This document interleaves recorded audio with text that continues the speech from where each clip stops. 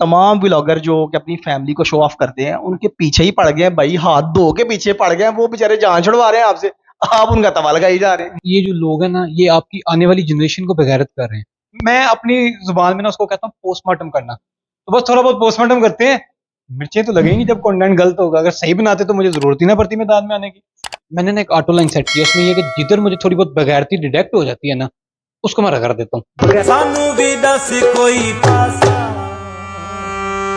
वे असां डोला। अच्छा जी दोस्तों, यूनिवर्सिटी में एक नया कोर्स आया कंजर बीटा प्रोग्राम। इसमें जनाब ने बड़ा जबरदस्त किस्म का हिस्सा लिया। मैं देखता हूं कि आजकल के स्टूडेंट्स क्या करते हैं, यूनिवर्सिटी में जाके वो फुल टाइम बगैरती कर रहे हैं, कंजर प्रो मैक्स बन के निकलेंगे उधर से। नाज़रीन, आज आपकी मुलाकात करवाते हैं शाहजेब सियालकोटी से, जिसकी हर वीडियो पे तकरीबन मिलियंस में व्यूज हैं और इसको सियालकोट के लोगों ने बहुत ज्यादा प्यार दिया है और पाकिस्तान में भी इसको बहुत ज्यादा देखा जा रहा है। इसकी वजह यह है कि इसने भाई वो तमाम व्लॉगर्स जिसमें अपनी फैमिली को शो किया जाता है, उसका ये अगर दुश्मन कहूं तो वो गलत नहीं होगा।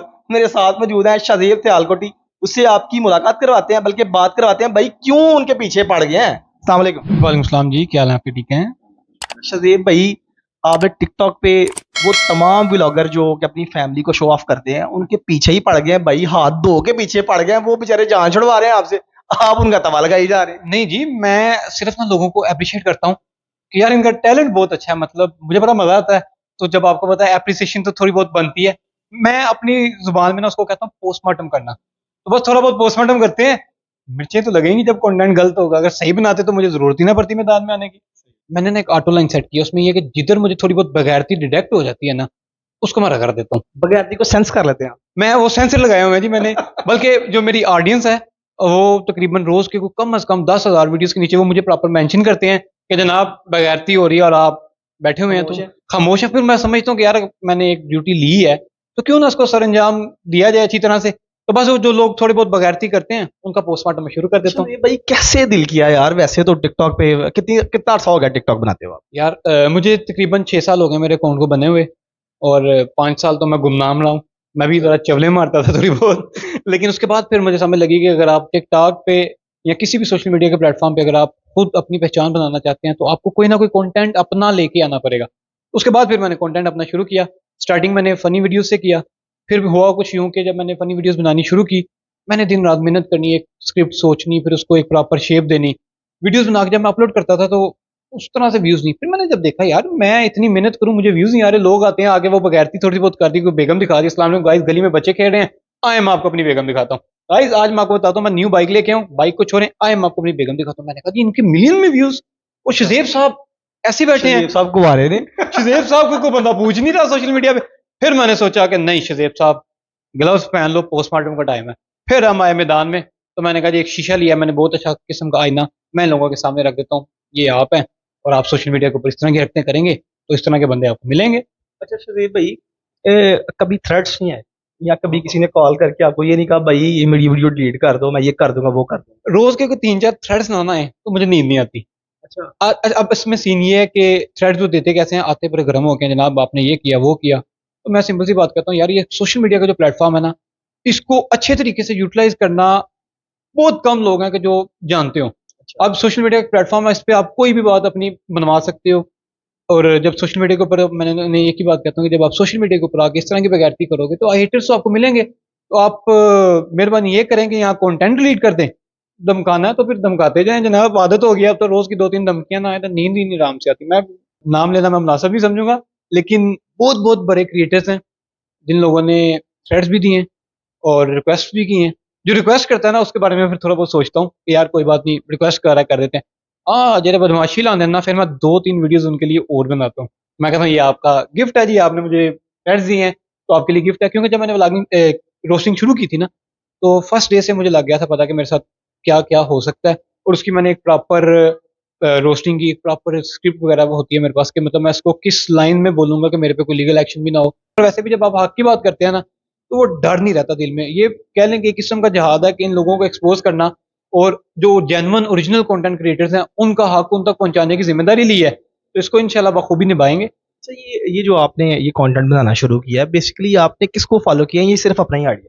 ये मैं ना सोच रहा था कि अक्सर जब सोशल मीडिया के ऊपर इस तरह का लोग कंटेंट अपलोड करते हैं तो इनको मैंने देखा मैक्सिमम कोई क्रिएटर बनाएगा 1-2 वीडियोस इनके खिलाफ बना देगा, उसके बाद देखता हूँ मैं कि वो इकट्ठे होकर वीडियोस बना रहे हैं, तो वो कहते हैं जी नहीं मुझे गलतफहमी हो गई थी, ये बंदा बहुत अच्छा था। तो मैंने सोचा कि क्यों ना कुछ ऐसा काम किया जाए। लोग क्या करते हैं, रोस्टिंग आपने देखा होगा कि ज्यादातर होती ही यूट्यूब पे है, कि वो एक लॉन्ग वीडियोस बना के एक पूरा पोस्टमार्टम बंदा खोल के बंद कर देते हैं यूट्यूब के ऊपर। मैंने कहा जी जिस प्लेटफॉर्म पे ये बगैरती कर रहे हैं उसी प्लेटफॉर्म पे इनको जवाब भी मिलना चाहिए। तो मैंने सोचा जनाब TikTok Instagram is good way, इधर से ही हम इनको जवाब देंगे। फिर मैंने कहा जी कोई ऐसा काम करें जो आज तक किसी ने किया नहीं, और अल्हम्दुलिल्लाह बिकने वाला तो मैं हूं नहीं, ये फिर भी कोई थोड़े बहुत पैसे पुसे ऑफर करा दे तो फिर भी नहीं बिकना, मैं तो दस देता है, ते डरने वाला भी नहीं अल्हम्दुलिल्लाह। बस मैंने कहा जी कंटेंट बनाना शुरू कर दें, इनको रगड़ना शुरू करने पर रगड़ा लगा रहे हैं अब। अच्छा शजीब भाई, मुझे ये बताएं कि आपने ये कंटेंट को लॉन्ग टर्म लेके चलना है या फ्यूचर में आपका क्या इरादा है? और दूसरी बात ये है कि इससे पहले इस सवाल में आपसे ये करना चाहता हूँ कि इतनी ज़्यादा रोस्टिंग करने के बाद आपके अकाउंट कभी फ्रीज नहीं हुए, बंद नहीं हुए, बैन नहीं हुए? अकाउंट बहुत दफ़ा हुए हैं, फ्रीज भी हुए हैं, मेरे 2 दफ़ा बैन भी रह चुके हैं। लेकिन वो कहते हैं कि जो मेरी आवाम है ना, उन्होंने इस चेहरे को पहचान दे दी है, अच्छा। तो वो मैं नया अकाउंट बना के तो उसमें मैं फिर जुड़ जाता हूँ। सियालकोट के लोग भी तो बड़ी वीडियोस बनाते हैं ना, बाबा जी सियालकोट, बटावा जी सियालकोट, और उसके बाद आपको पता ही है कि आजकल उनके शोहर की भी वीडियोस काफ़ी वायरल हो रही हैं, तो उनका कोई वीडियो बनाई नहीं आपने? असल में ना वो मैं जब भी कोई रोस्टिंग करता हूँ ना, तो मैं किसी की जो उन वीडियोस पे करता हूँ जो उन्होंने खुद सोशलाइज की हुई है। अगर किसी को किस तरह की पर्सनल वीडियोस आती है तो उसमें मैं कमेंट्स भी देना नहीं, बल्कि मैं आवाम को यही कहना चाहूंगा कि आप किसी के ऐप पे पर्दा डालें, अल्लाह ताला आपके ऐपों पे पर्दा डालेगा। हरीम शाह भी तो करती है ना वीडियो वायरल, आपको पता ही हाँ, हरीम शाह का तो एक लेवल है जी, वो मैं वीडियोस में बताना नहीं चाहता।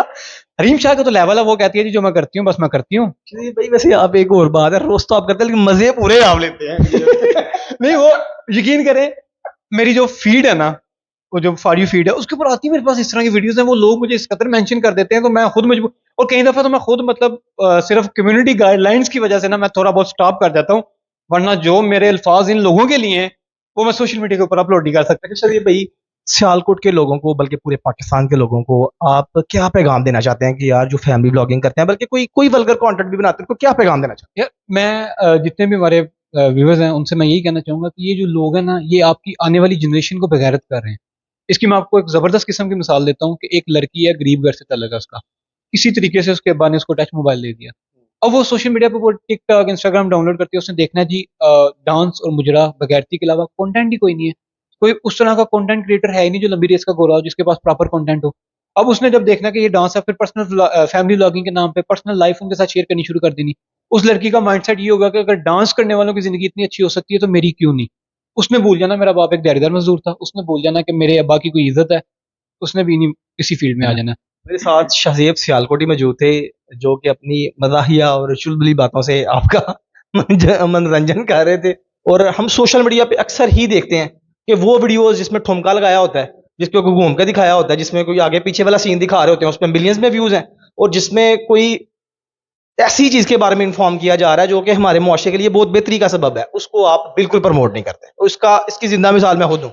हमारे इलाके में बहुत सारी इस तरह की शख्सियात हैं, उनका मैंने खुद पर्सनली इंटरव्यूज किए हैं, लेकिन उन पे व्यूज 2000 3000, और इस तरह के कुछ चुस्से मारने वालों का इंटरव्यू कर दें तो आप खुद ही देख लें भाई उस पे नीचे कितने कितने व्यूज आते हैं। अपना ख्याल रखें, फिर इस तरह की मजे मजे की वीडियोस आपको बोलो पाकिस्तान पे मिलती रहेगी। फिर आपकी खिदमत में जल्द मुलाकात होगी, और आप इस चैनल को देखते रहें। अल्लाह हाफ़िज़।